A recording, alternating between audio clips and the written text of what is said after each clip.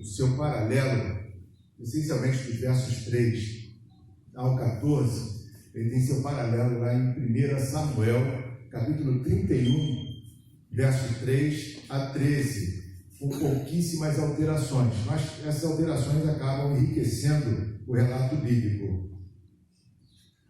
Diz assim: ora, os filisteus pelejaram contra Israel, e os homens de Israel, fugindo de diante dos filisteus, caíram mortos no monte Gilboa.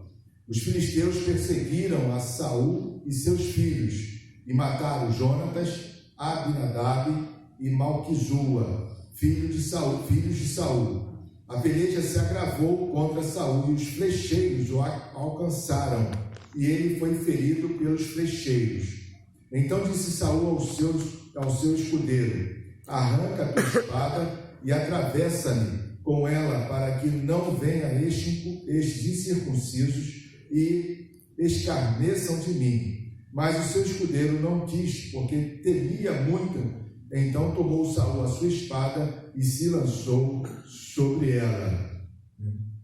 O cronista, ele tinha em mente pelo menos dois grandes propósitos ao narrar, ao fazer essa narrativa. Quais são esses dois propósitos a princípio? Relatar como um reino foi trazido à existência, como um reino que foi trazido à existência pela vontade de Deus, como é que ele foi reduzido a nada pela perversidade humana.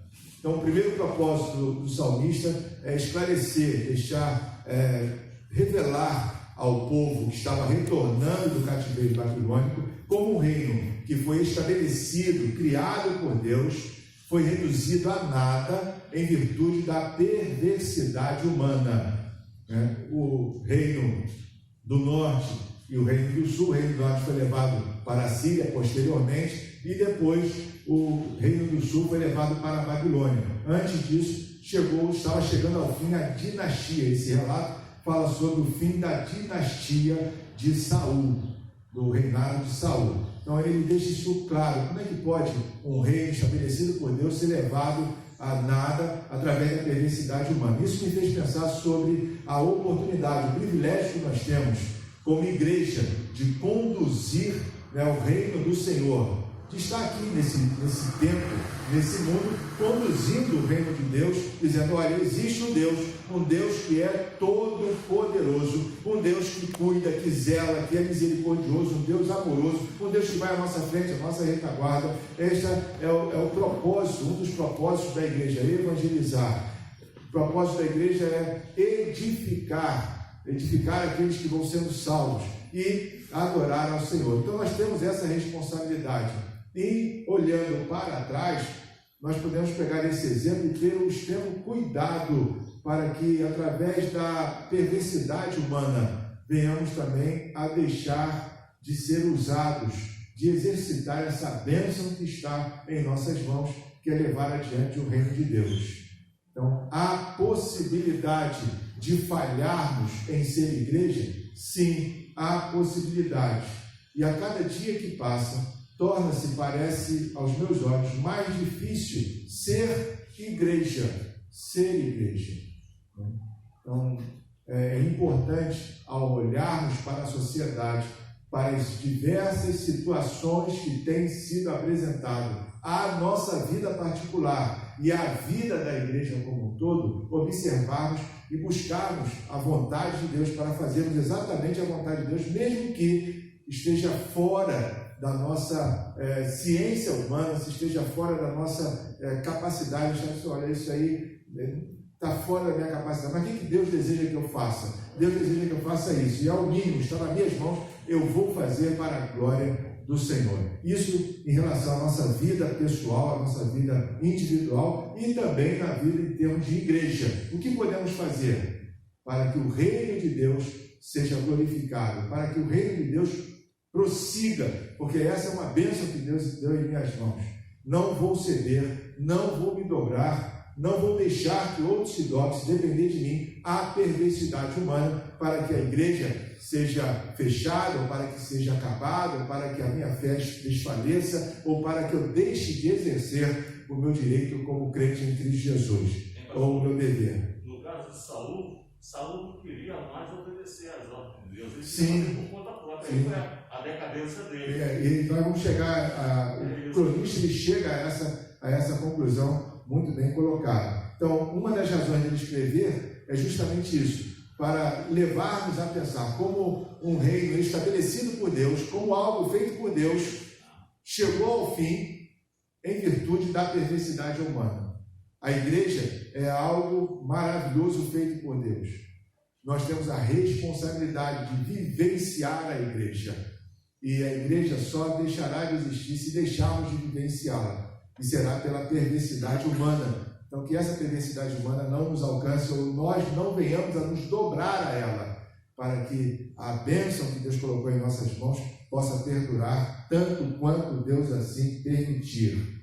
Um outro propósito do autor, ele desejava mostrar que o elevado propósito de Deus, apesar dos percalços provocados pela infidelidade humana, não podem ser frustrados. Não podem ser frustrados. Então, apesar das adversidades, das dificuldades, apesar da dinastia de Saul estar chegando ao fim e aquele reino está fadado a não continuar, o propósito de Deus, o propósito maior de Deus não falha. E para que isso não falhe em nossas vidas, para que o propósito de nós possamos desfrutar plenamente do propósito de Deus, porque nós podemos desfrutar plenamente do propósito de Deus, como pode o propósito de Deus ser concretizado e nós não desfrutarmos dele? Mas para que possamos desfrutar do propósito de Deus plenamente, veio à minha mente aquela canção que diz Rompendo em Fé.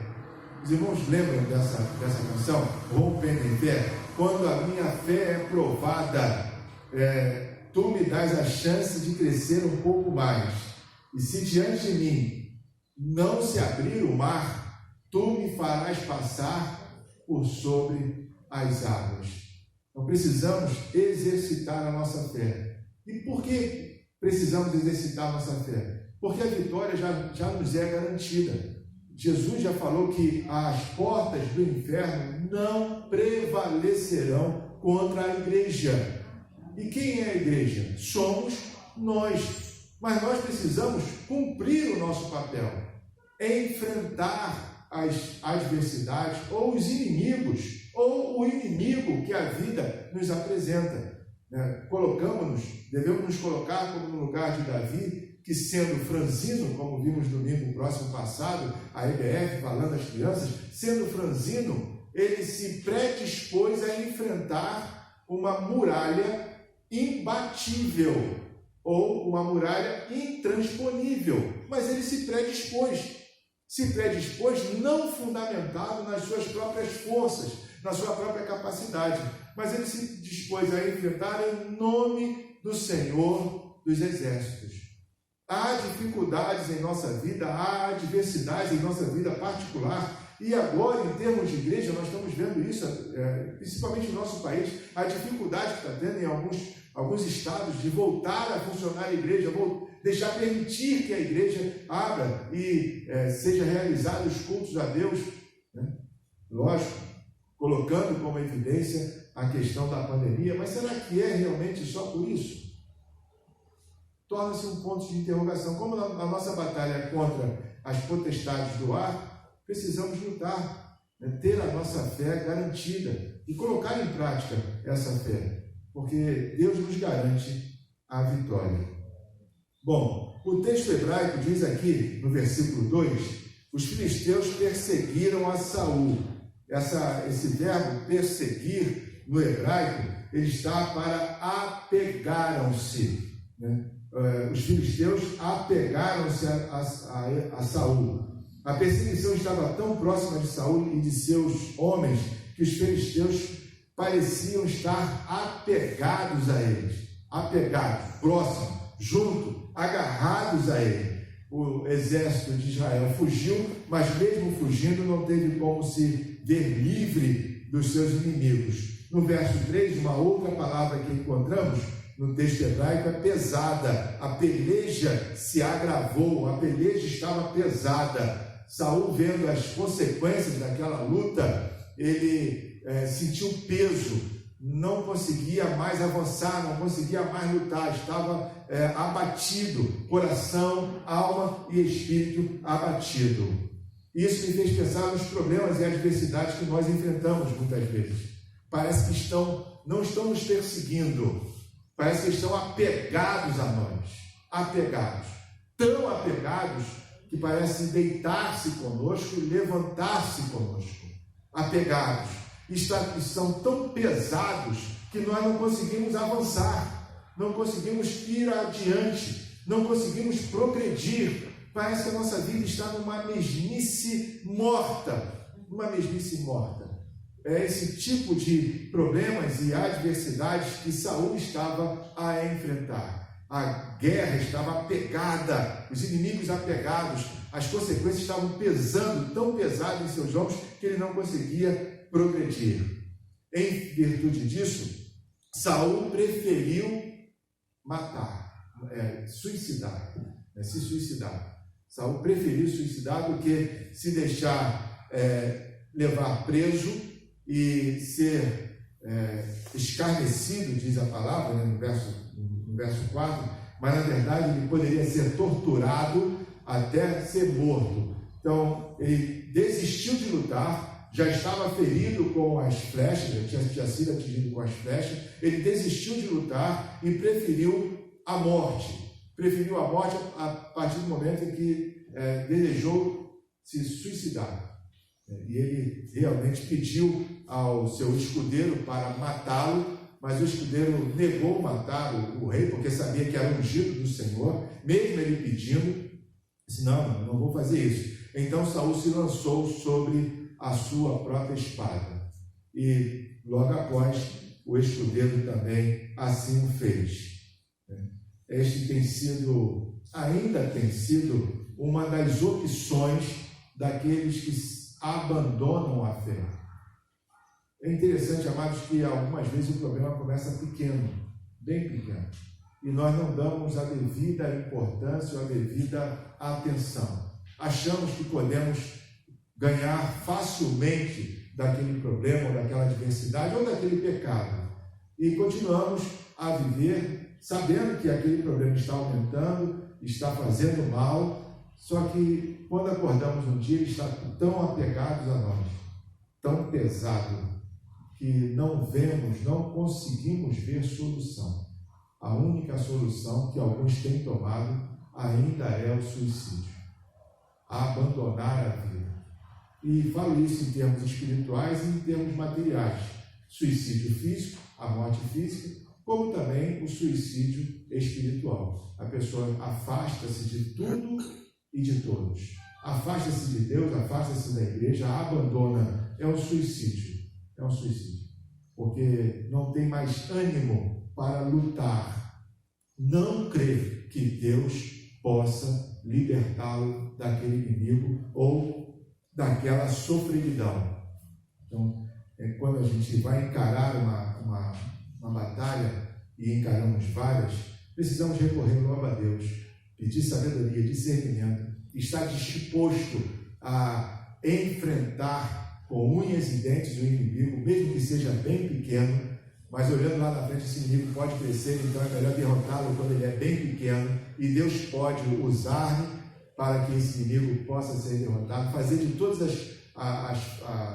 usar de todos os instrumentos necessários para derrotar esse inimigo, não me deixar levar, para que enfrentemos e venhamos a ganhar esta vitória, porque ela já é nossa, como já disse. Bem, há uma diferença entre textos bíblicos que eu gostaria de ler com os irmãos.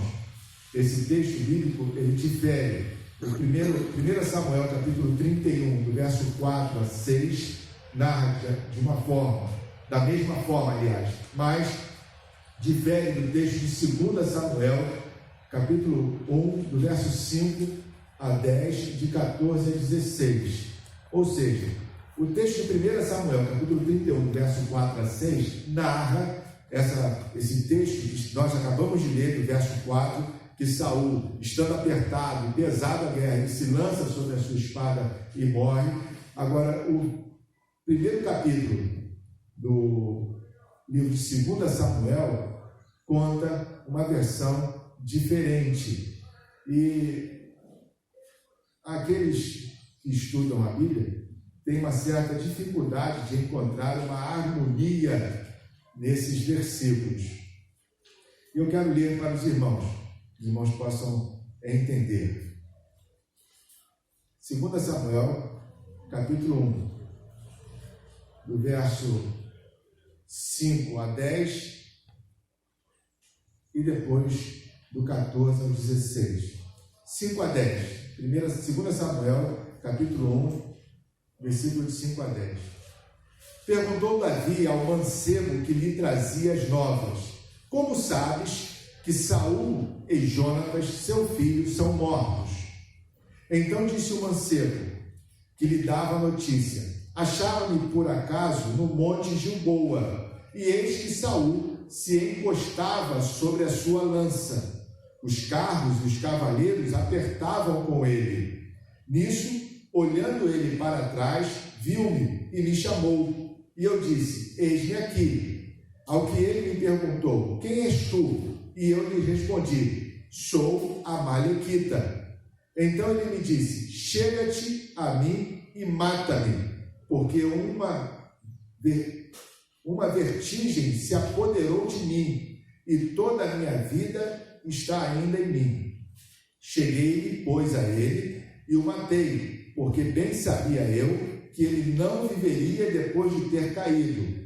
E tomei a coroa que ele tinha na cabeça e o bracelete que trazia no braço, e os trouxe aqui a meu senhor. Então, essa narrativa, ela difere completamente de 1 Samuel e da que nós acabamos de ler lá em 1 Crônicas. Como é que vamos tentar harmonizar essas duas narrativas? Primeiro, Saul pode ter fracassado na tentativa de se suicidar.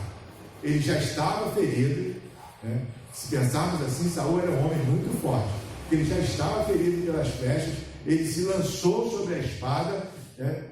E não morreu. E quando o Amalequita, que é esse jovem, encontrou ele, ele estava apoiado sobre a lança, e ainda com fôlego para pedir: me mata, porque estou desfalecendo, e não quero que esses incircuncisos me matem.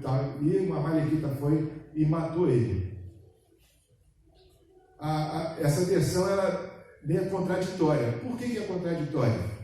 Porque na narrativa lá de 1 Crônicas e também de 1 Samuel, diz que Saul havia se lançado sobre a espada, havia pedido ao seu escudeiro para matá-lo. O escudeiro negou, ele lançou-se sobre a espada e posteriormente o escudeiro se matou.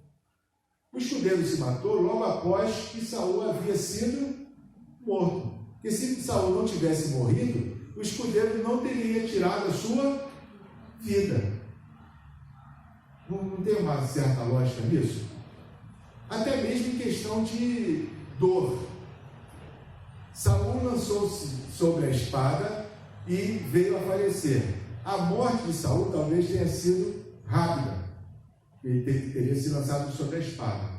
O escudeiro fez a mesma coisa do que Saul, porque viu que a morte era rápida. Se fosse uma morte lenta, sofrida, o escudeiro talvez não teria se lançado também sobre a espada para morrer. Então são algumas coisas que ficam ainda, deixam dúvida.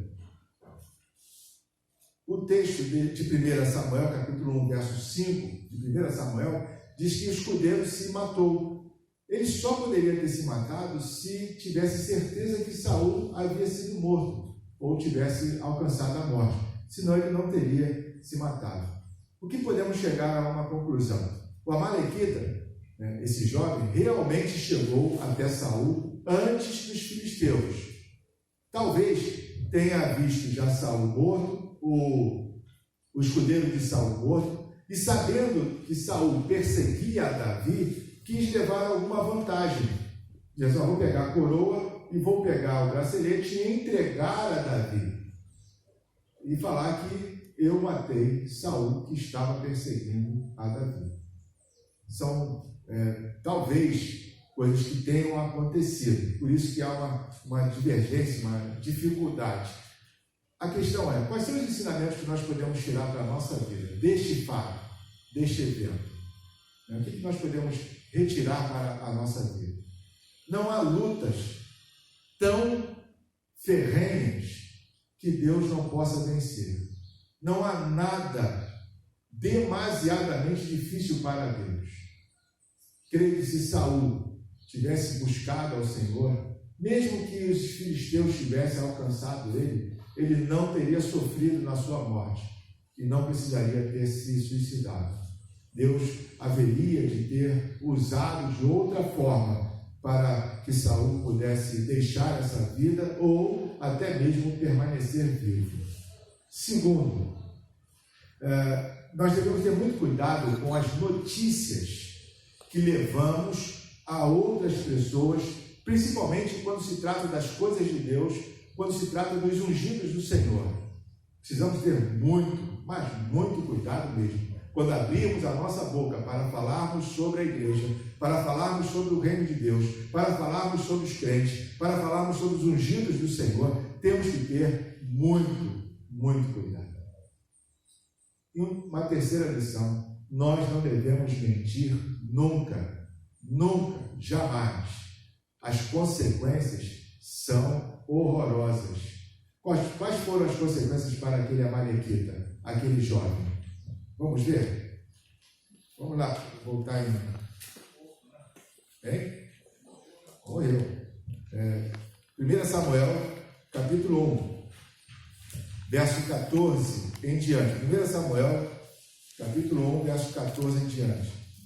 Davi ainda lhe perguntou: como não temeste estender a mão para matares o ungido do Senhor? Então Davi, chamando um dos mancebos, disse: chega-te e lança-te sobre ele. E o mancebo o feriu, de sorte que morreu. Pois Davi lhe dissera: o teu sangue seja sobre a tua cabeça, porque a tua própria boca testificou contra ti, dizendo: eu matei o ungido do Senhor. Então, a consequência para aquele mancebo, quis ele ou não tirar vantagem daquela situação de desgraça na vida de terceiros, foi horrível para ele. Ele foi morto e condenado pela sua própria boca, Então precisamos ter muito cuidado quando abrirmos a nossa boca para falarmos a respeito do reino de Deus ou das pessoas que fazem parte do reino de Deus. Tá? Versículo 5, lá de Crônicas, 1 Crônicas, capítulo 10, verso 5.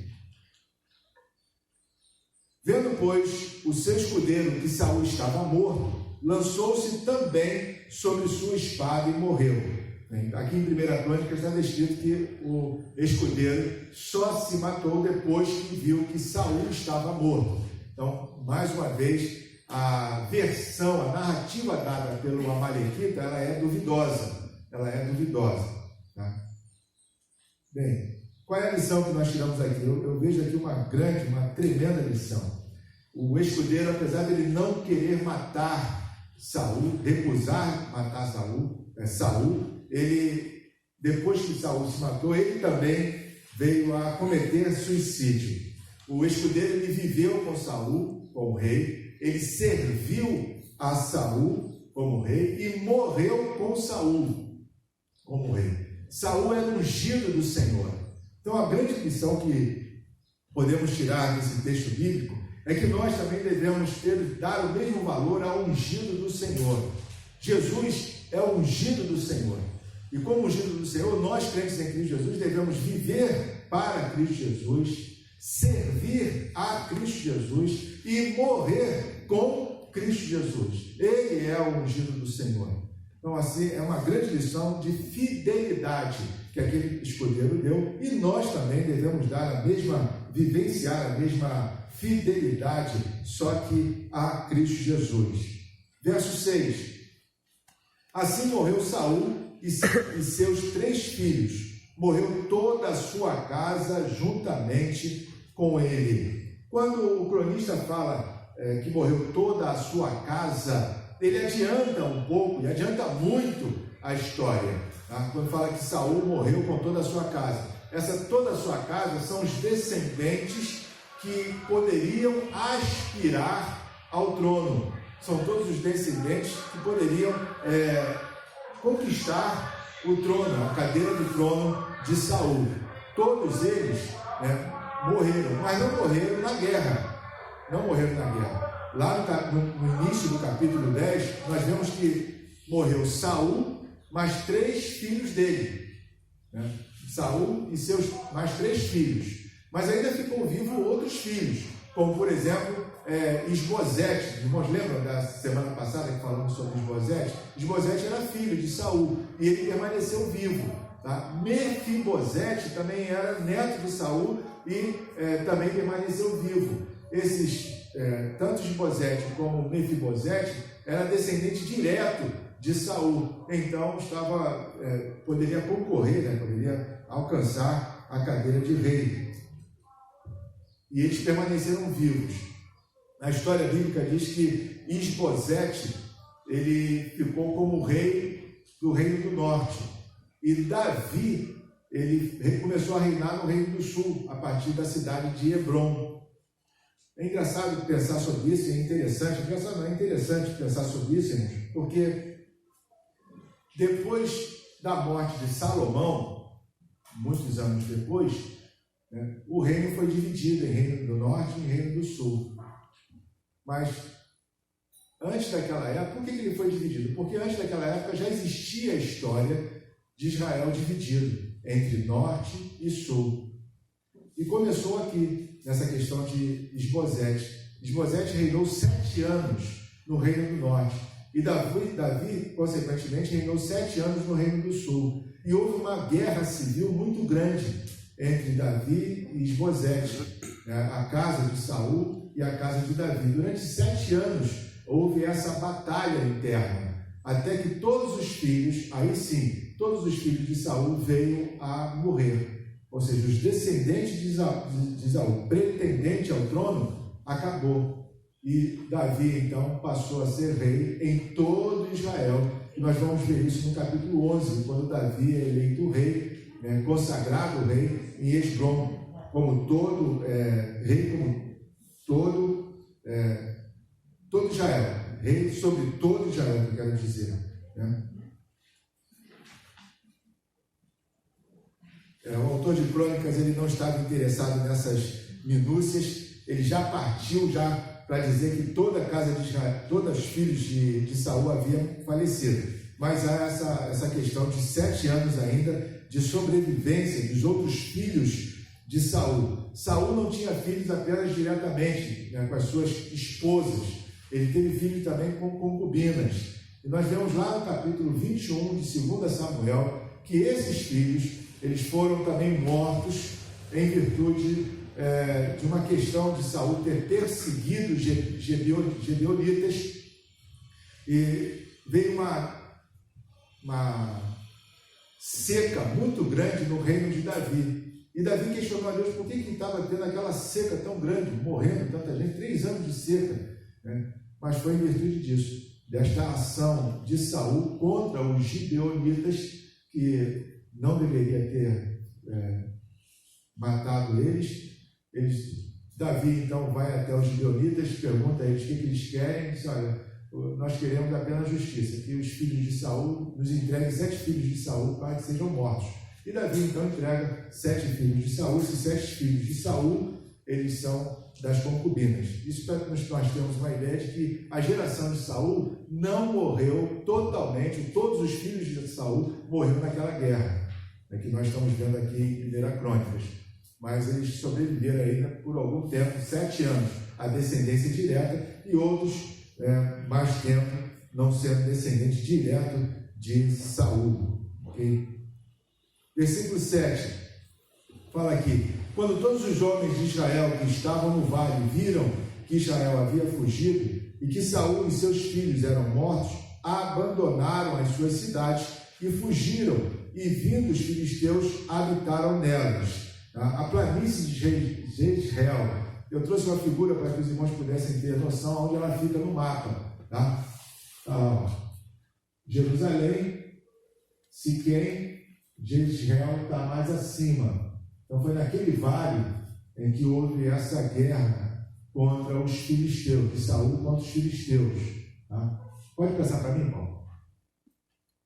Só para que a gente possa ver, ficava na tribo de Isacar, no vermelho, tá bom? Na tribo de Isacar, a planície de Jezreel.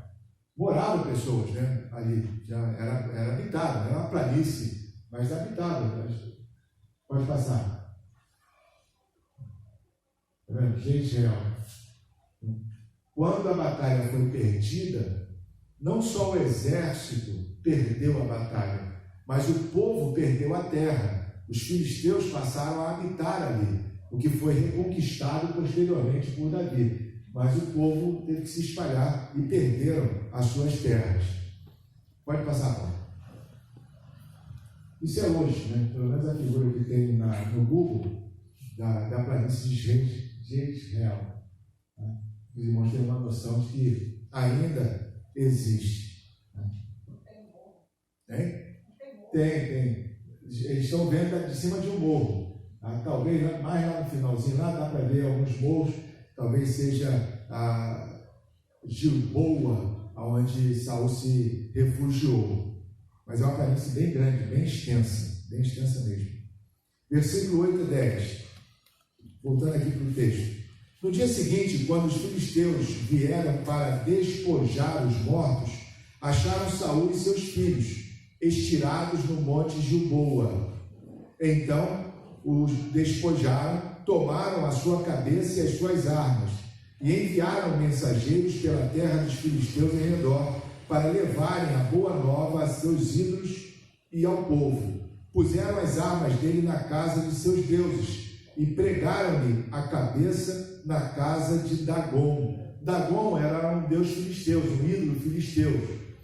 Aquelas guerras não eram só lutadas, não eram só guerreadas entre homens, não eram só forças humanas. Eles não viam assim. Eles viam também que havia uma força espiritual que fortalecia, que capacitava os homens de guerra. Quando o exército ganhava, não era o exército em si a vitória, não era do exército em si a vitória, mas sim do Deus daquela nação, que aquela nação representava. Então, na verdade, quando a cabeça de Saul é colocada diante do templo lá de Dagon, está dizendo, olha, Dagon nos deu a vitória sobre Israel. E eu não vejo diferença hoje, Nós lutamos uma guerra espiritual. No livro de Éfeso, capítulo 6, no verso 11 e 12, diz que as guerras, nós somos advertidos que a nossa luta não é contra a carne ou o sangue, e sim contra os principados, contra as potestades, contra os príncipes das trevas deste século, contra as hostes espirituais da maldade nos lugares celestiais. Por isso, precisamos vigiar e nos revestir de toda a armadura de Deus, para que possamos estar firmes contra as astutas ciladas do diabo. Então nós guerreamos uma guerra. Infelizmente, esquecemos que essa guerra não é só no âmbito físico, ela é também no âmbito espiritual e mais ainda no âmbito espiritual. Nós somos representantes de Cristo na face desta terra. E tudo quanto o inimigo, Satanás, puder fazer para denegrir o nome de Deus, manchar a fé em Cristo Jesus, ele fará. E nós precisamos estar com o pé atrás, precisamos enxergar isso, amados, para não nos deixar ser vencidos, para não deixar que sejamos instrumentos de tropeço, de escândalo, mas sim instrumentos úteis nas mãos do Senhor. Nem que para isso tenhamos que ser sacrificados, nem que para isso tenhamos que ser oferecidos como sacrifício vivo, santo e agradável a Deus. Do verso 13 ao 14, o cronista dá a sua moral da história.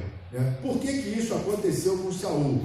Ele fala: todos os homens valentes se levantaram e, tomando o corpo de Saul e os corpos de seus filhos, trouxeram-nos a Jabes e sepultaram seus ossos debaixo do terebinto em Jabes. e jejuaram 7 dias. Assim morreu Saul por causa da sua infidelidade para com o Senhor, porque não havia guardado a palavra do Senhor, e também porque buscou a adivinhadora para a consultar, e não buscou ao Senhor, pelo que ele o matou, e transferiu o seu reino a Davi, filho de Jessé. O cronista claramente fala as derrotas de Saul, as falhas de Saul. Ele deixa isso bem claro. Apesar que o reino de Saul não foi somente de falhas, e também não foi de todo inútil. Pelo contrário, Saul teve o seu valor e expandiu, conseguiu algumas grandes vitórias para Israel. Mas o cronista ele deixa a coisa bem clara, e isso é importante para nós hoje. Saul ele falhou. E em que Saul falhou? Qual foi a falha primordial de Saul? Ele já não escutava mais, ele queria fazer ele, o Saul queria tomar tudo por ele, não consultava mais a Deus. A palavra certa, João, é a infidelidade. Saul foi infiel a Deus, se tornou infiel a Deus. Ele se tornou infiel a Deus. E em virtude disso, o cronista é bem claro, Deus o matou. Então não foi os filisteus, Deus o matou. Ou seja, ele poderia ter desfrutado de uma vida benéfica, mas infelizmente cedeu à infidelidade e sofreu em virtude disso. É uma grande lição para nós hoje. Não que venhamos a perder a salvação. A questão não é perder a salvação. Uma vez salvo, sempre salvo em Cristo Jesus, desde que sejamos realmente servos fiéis a Deus. Mas a infidelidade, ela pode nos causar uma dor, uma sofreguidão que nós não precisaríamos viver se permanecêssemos fiéis a Deus. Então, podemos ter uma vida abundante? Sim, a partir do momento em que formos fiéis ao Senhor. E o cronista ele deixa isso bem claro. Saul desprezou a orientação do Senhor, desprezou. Quando a gente tem a palavra de Deus em nossas mãos, tem a Bíblia em nossas mãos, podemos estudar, meditar, aplicar em nossa vida, tê-la verdadeiramente como única regra de fé e prática. E isso é muito importante, porque a Bíblia ela é a palavra de Deus. E sendo a palavra de Deus, precisamos vivenciá-la, desprezar os seus ensinamentos, colocá-lo em segundo lugar para que a minha vontade seja realizada em qualquer sentido, é se tornar infiel a Deus. Saul, conforme o cronista aponta, no momento difícil de sua vida, em vez de ele buscar os meios de comunicação com Deus corretamente, ele foi buscar a necromancia, os adivinhadores. E eu penso na nossa vida, quantas informações nós colhemos e direcionamos a nossa vida, baseamos a nossa vida nessas informações. Seja elas através da mídia, seja ela através de pessoas que não são crentes, não são ligadas à igreja, pelo contrário, até mesmo desprezam a Deus. Nós escolhemos as informações, as orientações e colocamos como prática da nossa vida. Eu tenho me questionado a esse respeito, principalmente agora, na questão da pandemia, naquela questão, vamos fechar a igreja. Na minha mente ainda é muito difícil entender isso como vontade de Deus, como algo que seja correto. Não acho correto, não acho mesmo. Acho que a gente deve permanecer. Quem fecha igreja são os próprios crentes. Nós fechamos igreja. A partir do momento que não afastamos, a partir do momento que não vivemos como igreja, a igreja vai deixar de existir. Mas, de acordo com a vontade de Deus, eu espero não ser um desses instrumentos que fecham a igreja, que faz a igreja desaparecer da face da terra. E essas lições eu tirei para a minha vida, espero que os irmãos possam ter entendido e tirem outros. Certamente existem nesse texto, porque ele é muito, muito rico. A lição de vida de Esaú que nos deixa, ela é muito rica. Tá? Quarta-feira que vem vamos ver a unção de Davi como rei em Hebron, também uma outra grande lição, grandes lições podemos tirar do texto.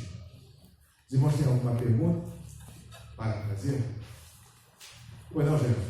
A sua Bíblia diz que Deus antecipa, né, a morte do único. Né? Também de uma pessoa assim no caso de Saúl, ele também pode antecipar também, não? Na verdade, ele tirou a própria vida.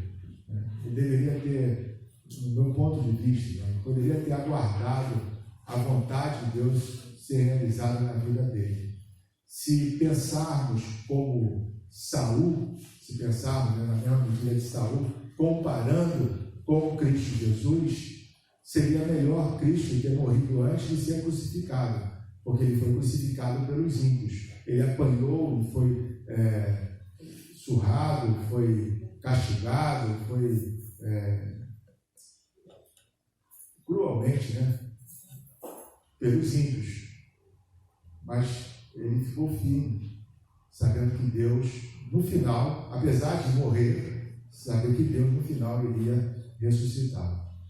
Então, eu penso que devemos agir como o ensinamento de Cristo Jesus e tirar lições da vida de Saúl em não desistir, apesar das batalhas estarem muito pesadas, muito apegadas a nós, sofrermos talvez noite e dia, não conseguimos dormir, tirar o sono, já estávamos feridos, porque Saúl estava ferido com os flecheiros, não desistir, confiar que Deus é conosco e Deus, a nossa vida pertence a Deus, Ele dá, Ele tira, por pior que seja. Ok? Amém? Põe na folha. Não? Vamos orar então. Se os irmãos tiverem alguma dúvida, quiserem mandar pelos atos, os irmãos que estão nos assistindo,